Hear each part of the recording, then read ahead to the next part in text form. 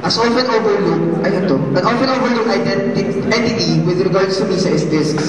What is MISA's relationship with discs for you, and how do you intend to leverage on this to be able to further achieve the vision and mission of MISA? Provide or propose a particular project or program. In the first place, we have a moderator na from discs, and I think the major role of discs is, well, doon tayo nagaling doon tayo nag-spur kasi they are the ones that are expert in the technology, the most familiar with the real world setting. And we as an organization should learn from them, and not also just learn from them, but probably like for example, we can have tie-ups with the department. Like the department has the experts who can really teach these our members become more information management professionals, right? They have the skills already, so why not tap them or cooperate with them? So yeah, I see the department as not just ganong body, but also we as MISA could also give back because they've already given these kind of things, and that's also beneficial since we are already part of discs.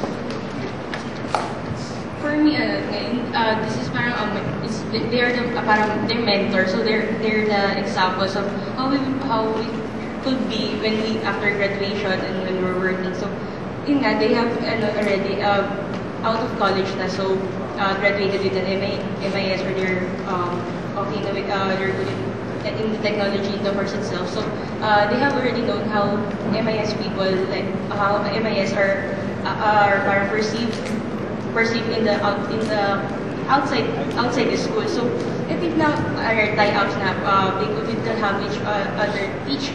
For me, it's a teaching mentor-student relation.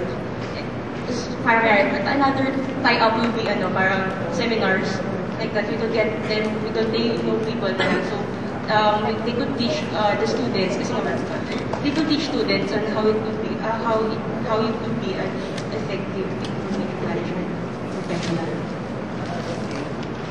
Since the two of you are involved in the Blue Book project, supposedly, the question is, based on your perspective, on your role as an EVP for Public Relations and E-Services Vice President, what do you think went wrong, and how would you address that for next year? Well, kasi parang I was assigned to do the launch, how it would register to other people. Parang paano na malaman, meron palang ganito. So, I think the problem naman is parang siguro kung wala naman ako ilo-launch, parang so, Blue Book. So, parang the problem siguro is marami siguro project actually services by before. So, kung ako address siguro yung problem na parang nakaschedule sila, and tama yung allocation ng resources.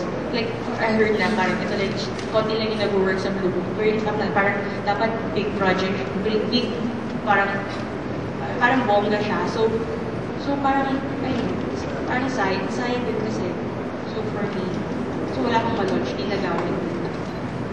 And with the Blue Book project din kasi, initially it was supposed to be a venture project. Hindi natin pinaplanong ilabas yun as a big project talaga. Gusto natin sikreto muna kasi on the words eh. But the problem was, there's in some way nag-leak yung idea na, uy, si MISA nagluluto ng Blue Book.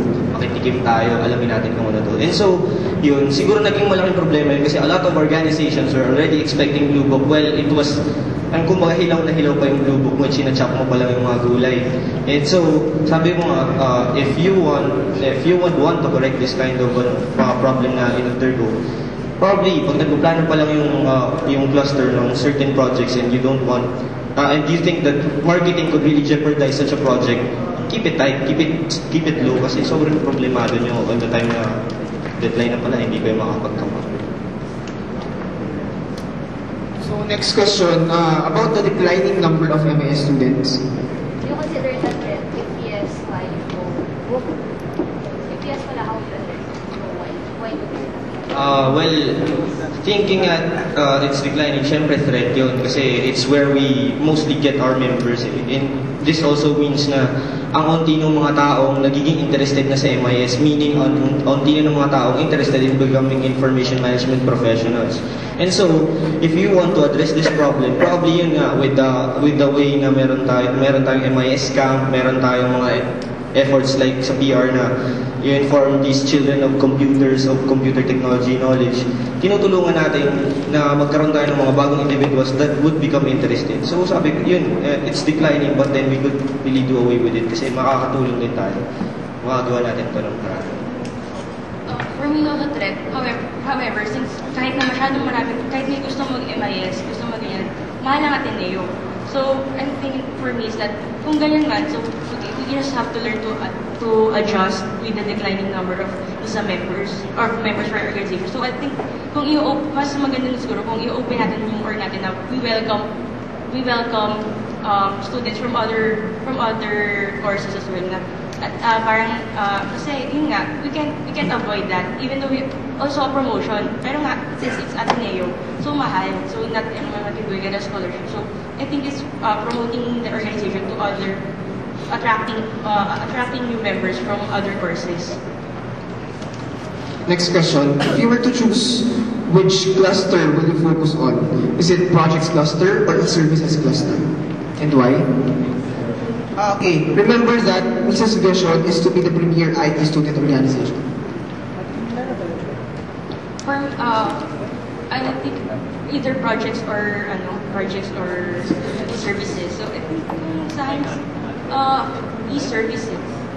And then in knowing na lang na how could people know you?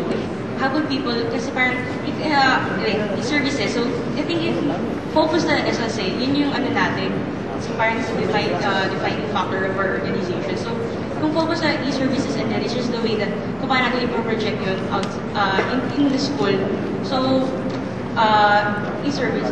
developing e-services kasi nga with the Blue Book, kung ganyan, kung na-launch man natin kanyari for Blue Book, di ba parang wow, parang meron palang kaya na gumawa na ganyan kahit na students man lang. So, hindi man lang sa MIS. Pero, what if we hold just like conferences lang? Everyone can do conferences lang. Same case, e-services din kasi it's a bit the differentiating body of MISA, not stressing the point na may mga, we have all the other clusters, but that being said, e-services kasi is the way, is the medium in which we present products, we present outputs, and also how we, as an MIS org or as an information technology or information management organization, manifest our knowledge. And so, itong e-services, ito yung medium natin. And so, I'd rather focus on that and then we will be able to achieve our vision and mission more than just siguro holding talks or conferences for 80 or something.